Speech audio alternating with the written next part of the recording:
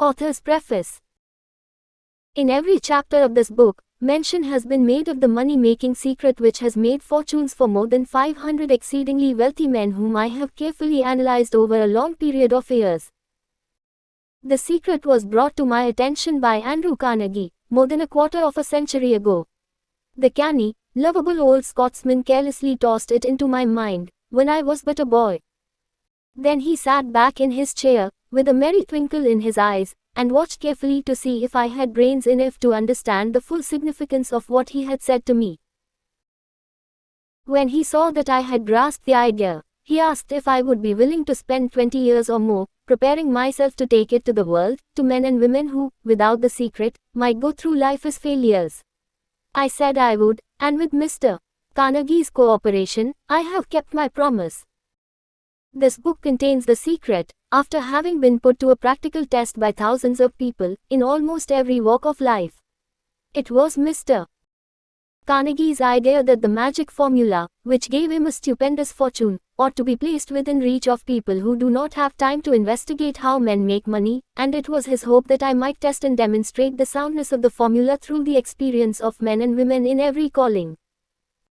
He believed the formula should be taught in all public schools and colleges, and expressed the opinion that if it were properly taught it would so revolutionize the entire educational system that the time spent in school could be reduced to less than half. His experience with Charles M. Schwab, and other young men of Mr. Schwab's type, convinced Mr. Carnegie that much of that which is taught in the schools is of no value whatsoever in connection with the business of earning a living or accumulating riches. He had arrived at this decision, because he had taken into his business one young man after another, many of them with but little schooling, and by coaching them in the use of this formula, developed in them rare leadership. Moreover, his coaching made fortunes for every one of them who followed his instructions. In the chapter on faith, you will read the astounding story of the organization of the giant United States Steel Corporation, as it 12. was conceived and carried out by one of the young men through whom Mr. Carnegie proved that his formula will work for all who are ready for it. This single application of the secret, by that young man Charles M. Schwab, made him a huge fortune in both money and opportunity. Roughly speaking, this particular application of the formula was worth $600 million. These facts, and they are facts well known to almost everyone who knew Mr. Carnegie, give you a fair idea of what the reading of this book may bring to you, provided you know what it is that you want. Even before it had undergone 20 years of practical testing, the secret was passed on to more than 100,000 men and women who have used it for their personal benefit, as Mr. Carnegie planned that they should. Some have made fortunes with it. Others have used it successfully in creating harmony in their homes. A clergyman used it so effectively that it brought him an income of upwards of $75,000 a year. Arthur Nash, a Cincinnati tailor, used his near-bankrupt business as a guinea pig on which to test the formula. The business came to life and made a fortune for its owners. It is still thriving, although Mr. Nash has gone. The experiment was so unique that newspapers and magazines gave it more than $1 million worth of laudatory publicity. The secret was passed on to Stuart Austin Weir, of Dallas, Texas.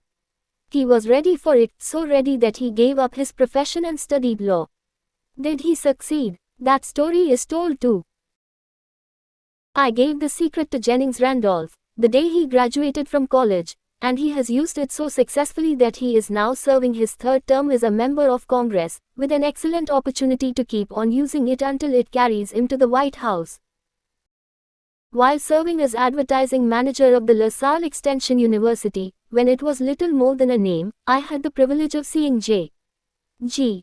Chaplin, president of the university, use the formula so effectively that he has since made the LaSalle one of the great extension schools of the country.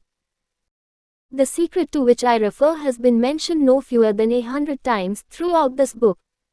It has not been directly named, for it seems to work more successfully when it is merely uncovered and left in sight, where those WHO are ready, and 13. searching for it, may pick it up. That is why Mr. Carnegie tossed it to me so quietly, without giving me its specific name. If you are ready to put it to use, you will recognize the secret at least once in every chapter. I wish I might feel privileged to tell you how you will know if you are ready, but that would deprive you of much of the benefit you will receive when you make the discovery in your own way. While this book was being written, my own son, who was then finishing the last year of his college work, picked up the manuscript of chapter 2, read it, and discovered the secret for himself. He used the information so effectively that he went directly into a responsible position at a beginning salary greater than the average man ever earns. His story has been briefly described in chapter 2. When you read it, perhaps you will dismiss any feeling you may have had, at the beginning of the book, that it promised too much. And 2. If you have ever been discouraged, if you have had difficulties to surmount which took the very soul out of you, if you have tried and failed, if you were ever handicapped by illness or physical affliction, the story of my son's discovery and use of the Carnegie formula may prove to be the oasis in the desert of lost hope, for which you have been searching. This secret was extensively used by President Woodrow Wilson during the World War. It was passed on to every soldier who fought in the war, carefully wrapped in the training received before going to the front. President Wilson told me it was a strong factor in raising the funds needed for the war. More than 20 years ago, Hon. Manuel L. Quezon, then resident commissioner of the Philippine Islands, was inspired by the secret to gain freedom for his people. He has gained freedom for the Philippines, and is the first president of the Free State. A peculiar thing about this secret is that those who once acquire it and use it, find themselves literally swept onto success, with but little effort, and they never again submit to failure. If you doubt this, study the names of those who have used it, wherever they have been mentioned, check their records for yourself, and be convinced. There is no such thing as something for nothing. The secret to which I refer cannot be had without a price, although the price is far less than its value. It cannot be had at any price by those who are not intentionally searching for it. It cannot. 14. Be given away. It cannot be purchased for money, for the reason that it comes in two parts. One part is already in possession of those who are ready for it. The secret serves equally well all who are ready for it. Education has nothing to do with it. Long before I was born, the secret had found its way into the possession of Thomas A.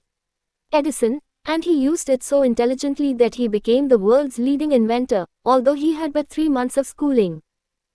The secret was passed on to a business associate of Mr. Edison. He used it so effectively that, although he was then making only $12,000 a year, he accumulated a great fortune, and retired from active business while still a young man. You will find his story at the beginning of the first chapter. It should convince you that riches are not beyond your reach, that you can still be what you wish to be, that money, fame, recognition and happiness can be had by all who are ready and determined to have these blessings. How do I know these things? You should have the answer before you finish this book. You may find it in the very first chapter, or on the last page. While I was performing the 20-year task of research, which I had undertaken at Mr. Carnegie's request, I analyzed hundreds of well-known men, many of whom admitted that they had accumulated their vast fortunes through the aid of the Carnegie secret. Among these men were Henry Ford, William Wrigley Jr., John Wanamaker, James J. Hill, George S. Parker, E. M. Statler, Henry L. Doherty, Cyrus H. K. Curtis, George Eastman, Theodore Roosevelt, John W. Davis, Albert Hubbard, Wilbur Wright, William Jennings, Brian Drive, DMTID Star Jordan. 15. J. ODGEN Armour, Charles M. Schwab, Harris F. Williams, Dr. Frank G. UNSAULUS, Daniel Willard King, Gillette, Ralph A. Weeks, Judge Daniel T. Wright, John D. Rockefeller, Thomas A. Edison, Frank A. Wunderlip, F. W. Woolworth, Call, Robert A. Dollar, Edward A. Filene, Edwin C. Barnes, Arthur Brisbane, Woodrow Wilson, W. M. Howard Taft, Luther Burbank, Edward W. Bok, Frank A. Munsey, Albert H. Gary Drive, Alexander Graham Bell, John H. Patterson, Julius Rosen, Wald Stewart, Austin Wier Drive, Frank Crane, George M. Alexander J. G. Chappline, Horn, Jennings, Randolph, Arthur Nash, Clarence Darrow. These names represent but a small fraction of the hundreds of well-known Americans whose achievements, financially and otherwise, prove that those who understand and apply the Carnegie secret reach high stations in life. I have never known anyone who was inspired to use the secret, who did not achieve noteworthy success in his chosen calling. I have never known any person to distinguish himself, or to accumulate riches of any consequence. 16. Without possession of the secret. From these two facts I draw the conclusion that the secret is more important, as a part of the knowledge essential for self-determination, than any which one receives through what is popularly known as education. What is education, anyway? This has been answered in full detail. As far as schooling is concerned, many of these men had very little. John Wanamaker once told me that what little schooling he had, he acquired in very much the same manner as a modern locomotive takes on water, by scooping it up as it runs. Henry Ford never reached high school, let alone college. I am not attempting to minimize the value of schooling, but I am trying to express my earnest belief that those who master and apply the secret will reach high stations, accumulate riches, and bargain with life on their own terms, even if their schooling has been meager. Somewhere, as you read, the secret to which I refer will jump from the page and stand boldly before you, if you are ready for it. When it appears, you will recognize it. Whether you receive the sign in the first or the last chapter, stop for a moment when it presents itself, and turn down a glass, for that occasion will mark the most important turning point of your life. We pass now to chapter 1, and to the story of my very dear friend, who has generously acknowledged having seen the mystic sign, and whose business achievements are evidence enough that he turned down a glass. As you read his story, and the others, remember that they deal with the important problems of life, such as all men experience. The problems arising from one's endeavor to earn a living, to find hope, courage, contentment and peace of mind, to accumulate riches and to enjoy freedom of body and spirit. Remember, too, as you go through the book, that it deals with facts and not with fiction, its purpose being to convey a great universal truth through which all who are ready may learn, not only what to do, but also how to do it. And receive, as well, the needed stimulus to make a start. As a final word of preparation, before you begin the first chapter, may I offer one brief suggestion which may provide a clue by which the Carnegie secret may be recognized.